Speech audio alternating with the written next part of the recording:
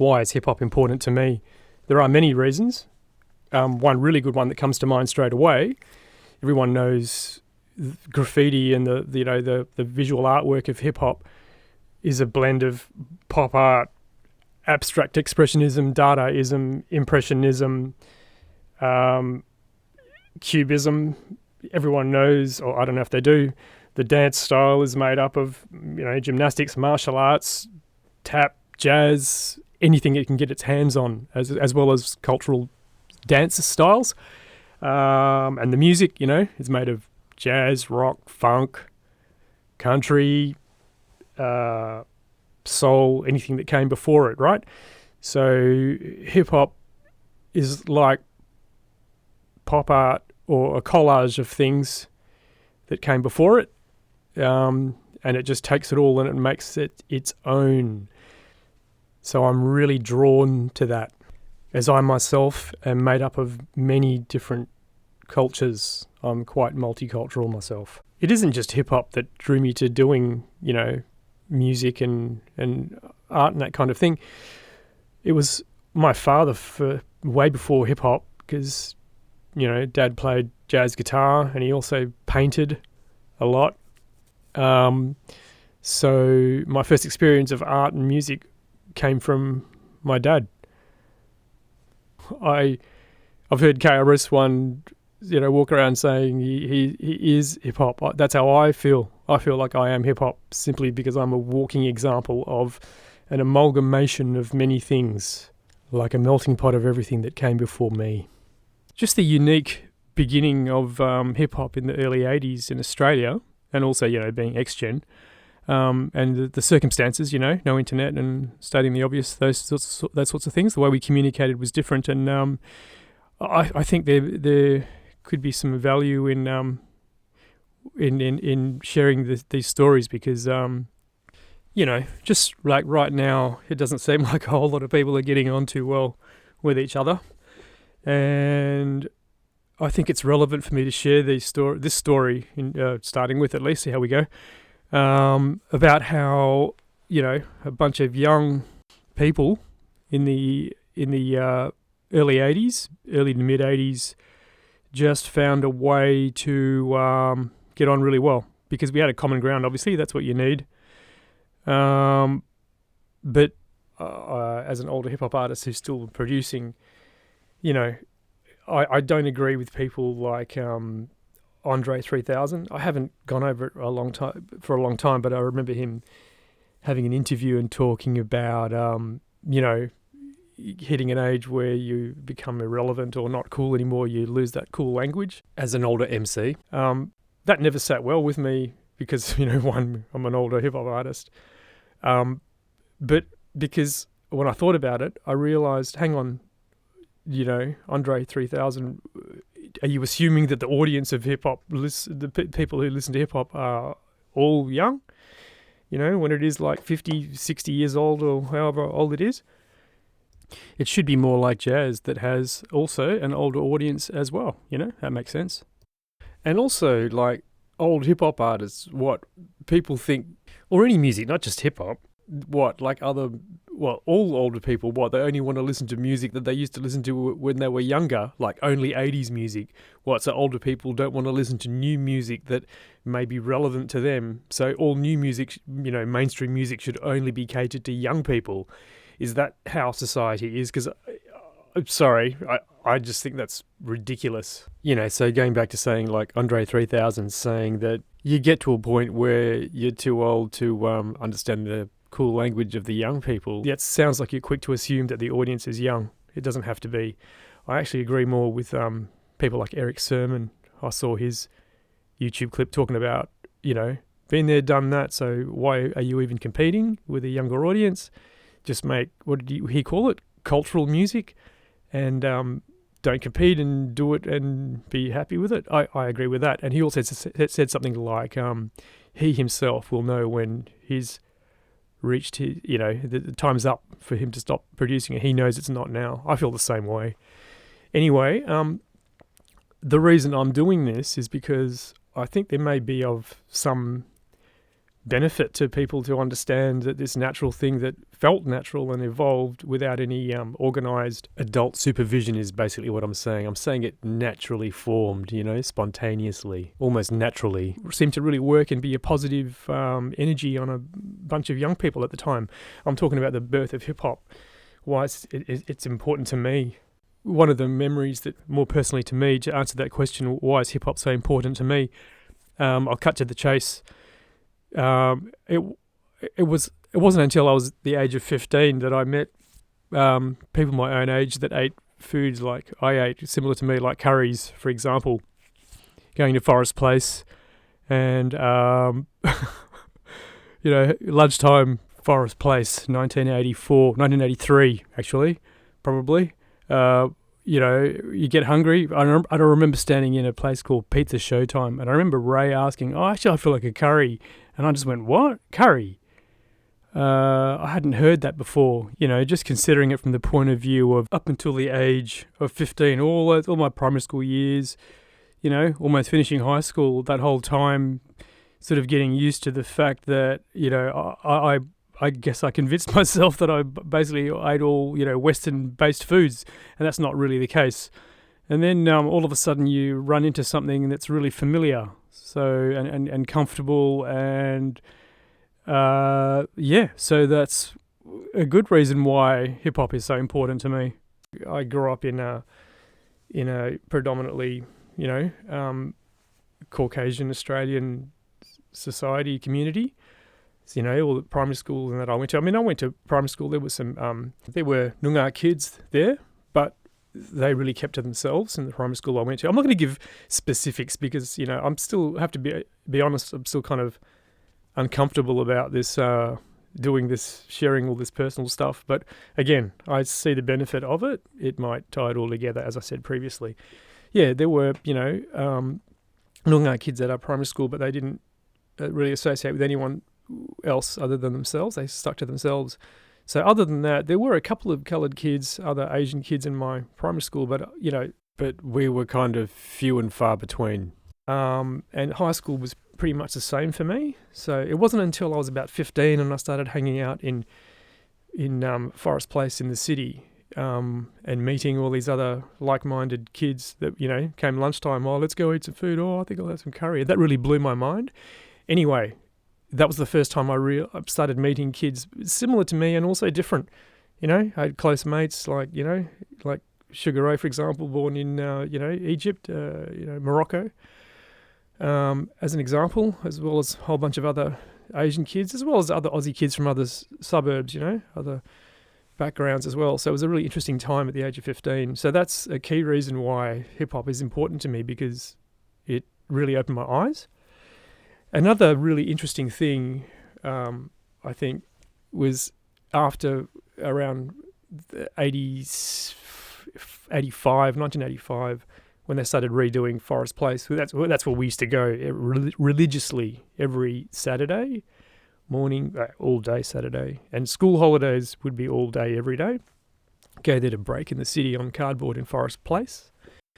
Anyway, that all kind of shut down. We got shooed out around 85 because they were renovating it. So what happened then was our crew, Sonic Street Rockers, started practicing at the Queen's Park Rec Centre every Sunday around 4 p.m. or 5 p.m. And I think I remember that quite correctly. It was quite late on the Sunday arvo.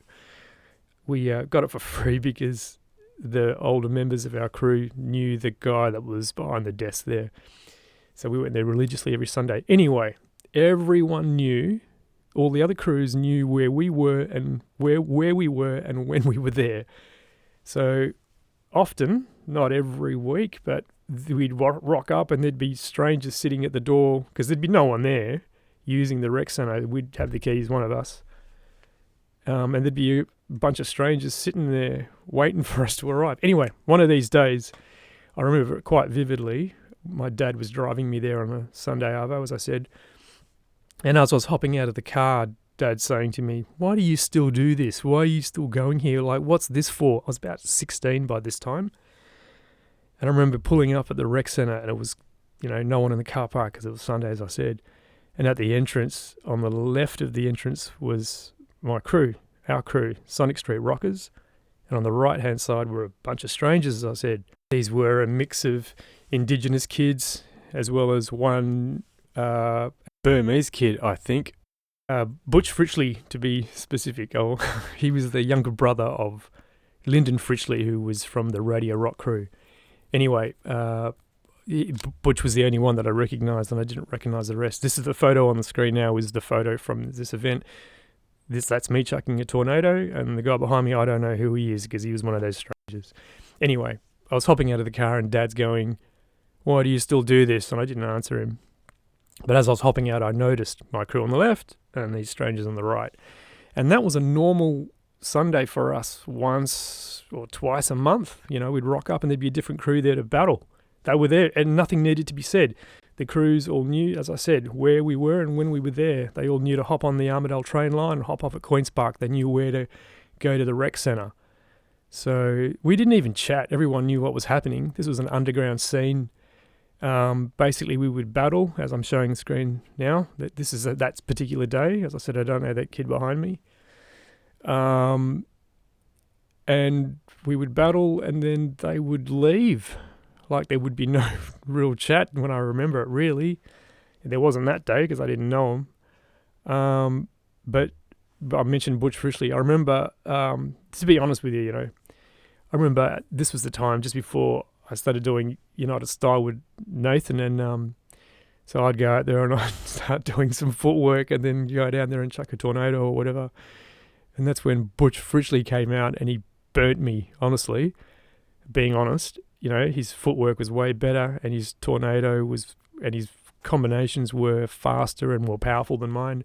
I'd seen him sitting in Forest Place, you know, hanging out with Radio Rock crew and his brother's crew, but I'd never really seen him break. I knew he could, I'd never seen it.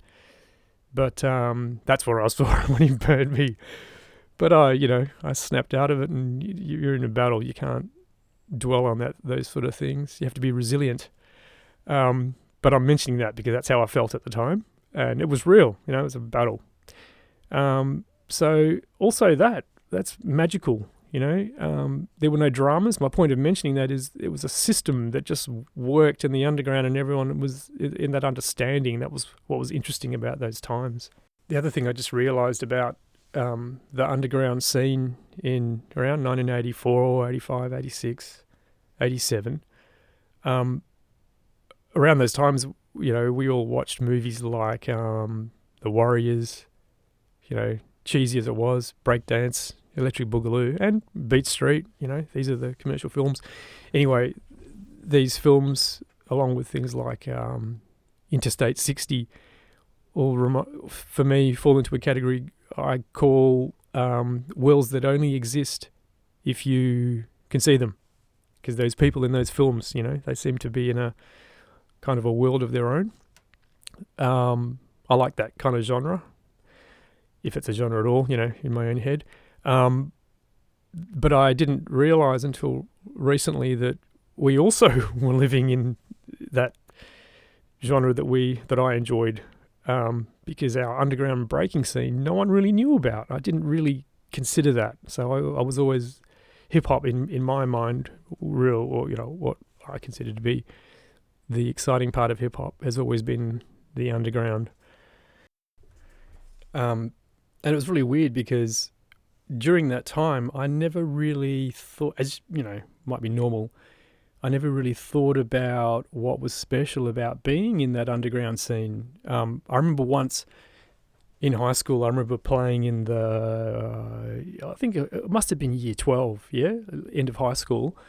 We drove to Wanneroo High to play the volleyball team. So I played on the school volleyball team, and we were in the gym, right? And we were playing their team. And then Paul Coverley from the Electric Roof Rockers, which was Perth's best crew. No, I won't say at the time, but they were just Perth's best crew, right? Paul Coverley went to that school. He comes into the gym, and everyone at my school that I was there with the volleyball team knew I was a breaker. And Paul, you know, we greet each other, and Paul just motions to the ground for me to go down. So I go down, you know, top rock, chuck a tornado or, you know, windmill. Probably if I was feeling athletic. I might have pulled off some dead enders, windmill with your arms out. Anyway, backspin, freeze, best I could do, right? In my schools, they were all probably looking on, or they were. Anyway, then Paul Cobley goes down and starts doing, what do you call them? Dead end. He probably did his backflip into windmill and then dead enders, and then he went up into a head spin and then back down and then back up again, and no one at my school had seen me chuck windmills and stuff before, but they hadn't seen this before. Anyway, Paul did that and then said goodbye and he left, and I remember my school guys going, "Who was that?" And I go, Paul Cobley, Roof Rockers, number one on the and I saw their expressions change. I think at that point they started to realize, what, this thing's going on, getting a bit of a description of the underground and me describing it and not realizing really that that's what it was, the underground scene, and not really realizing that it was something that these people could never even comprehend it even existed after they'd spent years taking the piss out of it. Because that's what happened, at the beginning when breaking first started. Everyone gave it a go. When a lot of them found that they couldn't do it, their automatic reaction was just to ridicule it and say, "Are you still doing that?" It was funny though, because from the very beginning it always felt really kind of tribal. So it wasn't just about whether you could athletically get the power move, say, for example. It was everything else, meaning did it look legit? Was it authentic? I'm talking about popping as well, because I was a popper, and difficult subject to kind of tackle because, people go, "Oh, you think you're that good, do you?" But, I was the crew popper, so what I was looking for in, like, even top rocking and breaking, like, you want it to look authentic, and it wasn't just those people that sort of quickly shunned it. Basically, my point was they never looked natural doing it anyway. So it wasn't for them, that's fine. And it's always been a bit weird for me, hip-hop, because when it started to become really popular was exactly the same time that I stopped doing it. And I started playing in cover bands or making original music with, I started playing bass guitar, and then I mostly played in pubs and that around the time, exactly the same time as hip hop got big, with all that Dre, Snoop stuff. And to be honest, I really never liked any of that. Anyway, I just think Dre production is a bit obvious. If he didn't do it, somebody else would have done it, because it was all that good music from that area anyway, all that Parliament Funkadelic and stuff like that, I preferred people more like Shock G, Digital Underground. He was a better producer in my mind. So even though I'm a hip-hop head, I'm not really one for the popular bit. The reason I bring that up is because I still feel really, really close to hip hop, but the version that I'm close to, and when I think about it, and those people that I speak to, that I grew up with doing hip hop, we all speak about it almost like it's a religion. But I also understand that it's drastically different from what everyone else would consider hip hop, due to how, the mainstream marketed it. I believe that the benefit of hip hop is always it's always more real in the underground. It's one of those things. I think it's best. It exists best, and it benefits the community best on an underground level, because it's about a personal experience. All of that, that imagery we saw of gold and champagne and women in bikinis and sexualization of women and all that stuff we saw in those videos in the 90s, all that was bullshit. That had nothing to do with it. It really is cultural, and it's not down to the crunch. I don't even think it's about making money, really, because, that's a whole other subject, the music industry. I've never really liked the music industry, because is the only industry, you know, other YouTube clips, videos of people talking about this stuff. You know, the artists always get screwed. All of them, doesn't matter how famous they are. And, you know, Rick Beato recently doing a video of how it's only rich kids today that make it in the music industry because, you know, they're running things. So none of us get a go of it anyway, which has always been a rort. But that's another story. My point is, you know, you see these YouTube clips of people going, "Oh, hip hop's dead now." Like, bugger them. It's not for you, mate. You're talking about that mainstream shit, is my opinion. I still think it's an amazing platform. And just on the subject of making money in music, you know, Spotify and all those kinds of things, and, you know, artists not getting paid, whatever. Because we're here now, to me, that's more of a reason to just make music that you want to make, you know, instead of trying to aim for a mainstream audience. I don't see the point of that anymore. I tend to agree with Frank Zappa. On some interview I saw, he said, if you haven't offended somebody, you're not doing your job right, something on those lines. And I agree with that. You don't have to intentionally try to offend anyone, but you're gonna, if you have a strong opinion in art. Yeah, I like art, proper art. And it's funny because I think people's impressions of artists, I think society basically thinks the artist wants to be famous. That's the end goal. Again, there's another video of a dude talking about that stuff who covers the subject way better than I ever could. But I'll put a link to his video. And that's not the case. I can't speak for other artists, but I think I can. I don't think the main aim is to become famous. I think the aim, well, for me, it's to it's my coping mechanism to get over personal experiences, just to express myself and to put it into music. Because once I've completed something, it put the energy into finishing a track and releasing it. I also, at the same time, have physically released it from me. It's no longer a burden. It's no longer something that keeps me up at night. Once I've released the track, that's me done and dusted. I can wash my hands of it, you know, to a point. And plus, the other aim is to hopefully connect with other people on a really personal level.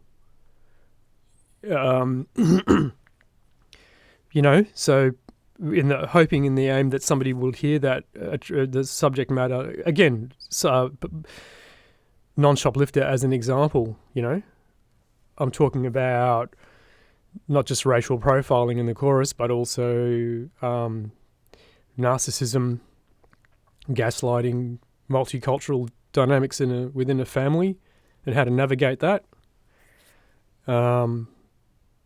Yeah, it's a really highly personal track. But after recording something like that, you can't release it and go, "Hey, check out my new album. You'll really like it. It's a real, you know, floor filler or whatever." I don't know. You just kind of have to release it and hope for the best. But see, the other thing is, I'm realistic because once I've released a track like Non-Shoplifter, I don't even believe I'm expecting to make financial, to reap the benefits financially from a track like that. I'm just happy to have released it. That's why I've got a day job, because I'm not going to make this stuff and then make it my dream for it to pay my bills. It's not that, you know, it's not that I don't want that to happen. Of course, I'd be lying to myself if I said, you know, I wouldn't like some sort of financial benefit. But the reason why I'm quite happy with my position, having a day job separate from me making this music, is that it gives me the I feel like I have more freedom to say what I want in my music.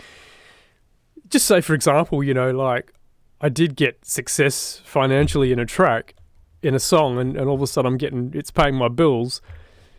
You know, human nature, I mean, I know myself, maybe that might shift my focus to try to replicate that. You know, what the labels do to artists when they get a hit.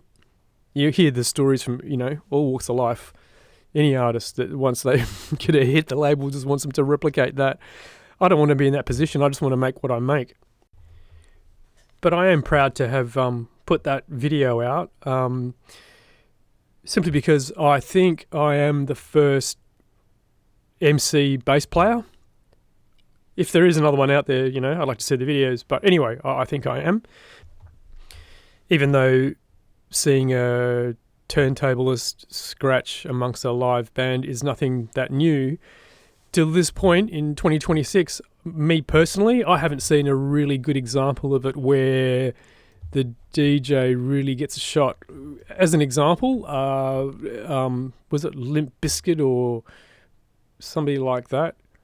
I think they did it. And to me, when I looked at it, it looked like an excuse to have the DJ in a, you know, 90s pop music, whatever they are, type band. I don't think it really showcased the DJ or even took advantage of it at all. I'm not saying that I have not seen an example. An example that I think is really good is D Sound. Their track, I can't remember what it's called, but I'll put a link up. There's a live version of them doing a song, Good Man, Good Girl. No, I can't remember the name of the track, but anyway, I'm going to put that up on screen. That's a really good example of a DJ getting a good go amongst a bunch of really good musos. So I'm not saying I'm the first, but anyway, I believe that our three-piece, bass, drums, you know, conventional rhythm section with a DJ and an MC is kind of refreshing. I also believe we're the first hip-hop group to sample comedians instead of music. That has been really intentional. Also, something I wanted to mention, it's really weird online how, well, I know everyone does it, but after you've started uploading some videos, I've fallen into this trap of checking my view counts and subscribers and all that kind of thing. It's really weird because it's like a high school popularity contest. You need to be popular. And when I look at it that way, trying to appeal to an algorithm, I just find that ridiculous and it just makes no sense. So now I'm just happy I haven't got a whole bunch of subscribers or anything, but I still have a platform to release some music, and hopefully you get a better understanding of where I'm coming from with the music, and I just hope it connects with people, as I said previously. But I'm no longer interested in chasing numbers, or at least I'm going to try my best to not care, because it just feels like a high school popularity contest in the digital world, and I'm not interested in being popular. I never was in high school, and why should I start now? It's ridiculous. Yeah, I know it converts to monetary reward, but like I said previously, that's why I've got a day job. I'm not interested in winning any popularity contest. I also did another podcast with Jason, the drummer. It's called Why Make Music. I'll put a link to it at the end of the video. I said that the reward is the finished music rather than any monetary reward. And that's how I do look at it, because it's difficult to finish a piece, to make decisions and be hard on yourself and call it complete. So I actually do feel like the reward is the finished music. I'm not looking for, I'm not anticipating on it paying my bills. Is it a case of what's that old? I don't remember the details, but that story of the fox or whatever animal was that couldn't reach the grapes, so they go, they're probably sour anyway. Is it a case of that with me? Well, maybe, I don't know. The reason I've come to this conclusion is because I've never really had success, so I've got nothing to compare it to. So what I am saying is that I'm happy with where I'm at. There's another video, I'll put the link of that dude talking about how society hates artists. Yeah, that's a conclusion that I also felt the same. I also agree with, and I felt for a long time. It's really weird, hey? Like you look at the history of music, and I think Rick Beatar's also covered this. You know, you didn't make money unless some rich family funded your projects and if they liked what you did. So basically, as an artist, when you make something, first of all, when you try to present something new, people will all fold their arms and they're like, oh, you think you're that good that we should pay attention to this, do you? So straight away, you know, they've got their kind of backup like, oh, you think you're that good, do you? So the artist has to, oh, please, sir, please have a good listen. Like, it really sucks. Like, what's wrong with just, I know there has to be a system of how to just separate the good stuff from the crap. I've been watching interviews with Frank Zappa, and I so really understand his attitude. You know, like Frank Zappa goes, look at the system, like artists have to fork out $150,000 to make a music video. That's how much it costs to make a whole album, but you're making this 3-minute music video. The artist has to fit the bill for that, and then all the you know, the TV shows at the time, like MTV, for example, just play that shit for free. So who benefits from that? The label and MTV, but not the artist. And all it is an ad for to sell the album that the artist has to pay for. He goes, that's not right, and he's so spot on. After seeing that, you know, we've spent some time making some budget videos, but it's really flipped my whole attitude on that. So I'm just going to put up stills of our album covers. We don't know where to put our music anymore. We're going to do some new stuff. We may sell it on cassette or whatever. I don't know. Or I don't know what to do anymore. Not making any money on Spotify anymore. And yeah, tape. Is this tape doing good now? Hey, please leave comments in the leave a comment, you know, about cassettes. Do you think? Or also, you know, your feedback on why hip hop is so important to you. You know, growing up in WA and being at the beginning of the hip hop scene in the most isolated city in the world was a unique experience. I think, you know, like when you see Australian docos on hip hop, they always skip the beginning of what happened here because they don't know, they don't care. You know, we're so far away, I guess why should they care? But that's okay because we were a completely different beast.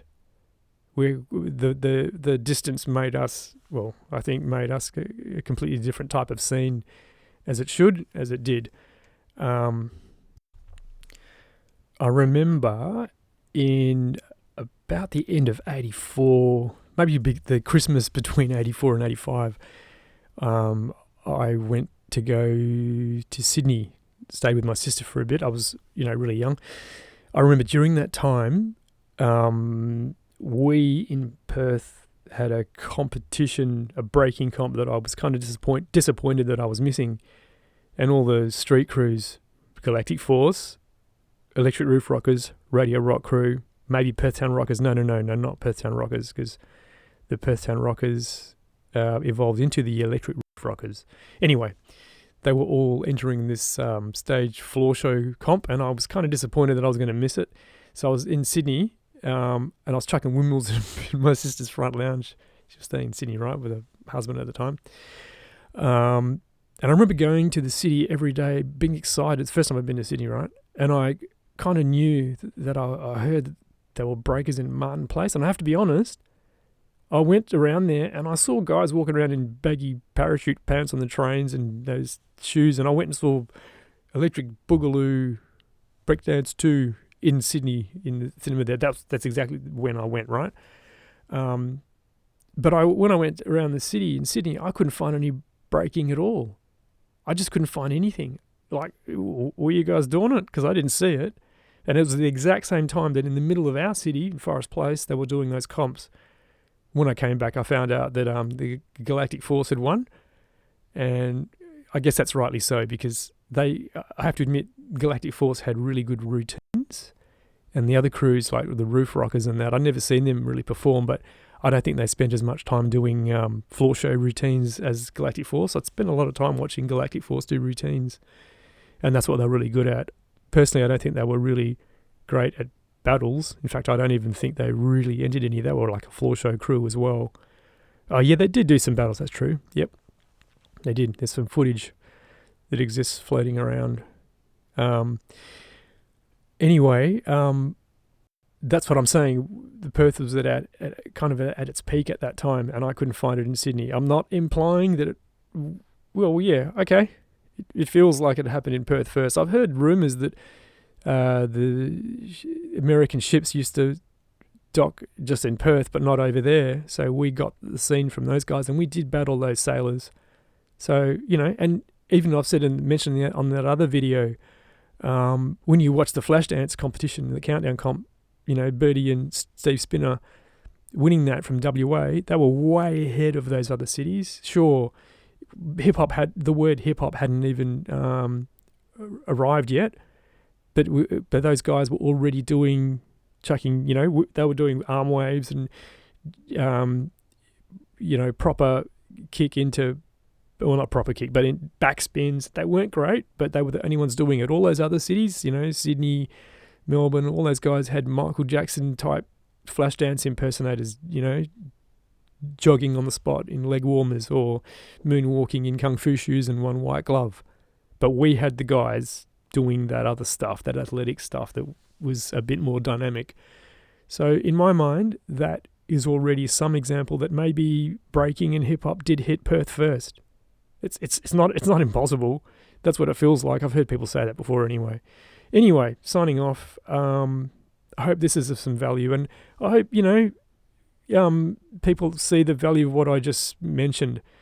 A scene that existed that kept us all really occupied and interested, and it wasn't organised by some, community government type council. It was just a bunch of kids breaking, and they knew where to go.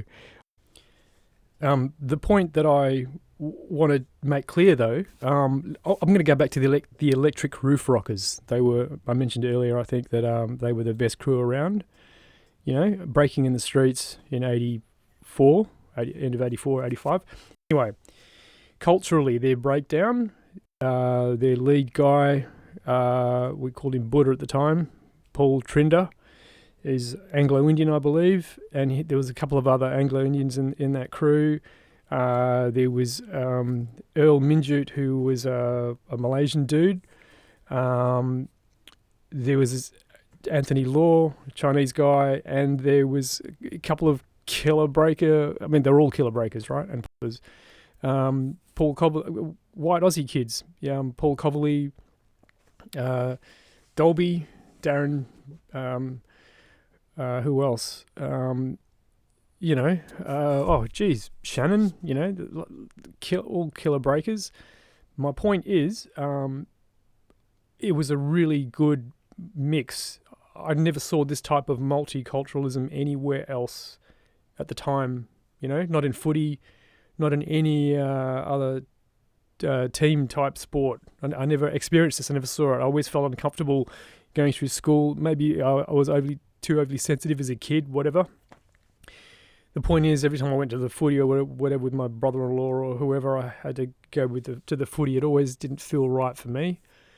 So hip-hop was the first time ever that I felt like it was the only time I ever experienced this type of multicultural cohesiveness that just naturally worked.